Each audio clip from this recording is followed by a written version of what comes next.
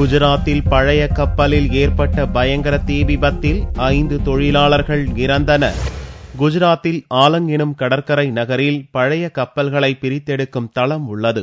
இங்கு ஒரு பழைய கப்பலை உடைக்கும் பணிகள் முழுவீச்சில் நடந்து கொண்டிருந்தது. அப்போது உடைக்கப்பட்டு கொண்டிருந்த கப்பலின் ஒரு பகுதி பயங்கர சத்தத்துடன் வெடித்து சிதறி தீப்பிடித்தது. இதில் பணியில் இருந்த 5 தொழிலாளர்கள் உடல் கருகி சம்பவ இடத்திலேயே இறந்தனர். 7 பேர் பலத்த தீக்காயத்துடன் மருத்துவமனைகளில் சேர்க்கப்பட்டுள்ளனர். எரிவாயு குழாயில் ஏற்பட்ட கசிவால் இந்த பயங்கர தீ விபத்து ஏற்பட்டிருக்கலாம் என்று கருதப்படுகிறது. பலி எண்ணிக்கை மேலும் உயரக்கூடும் என்றும் தகவல்கள் கூறுகின்றன.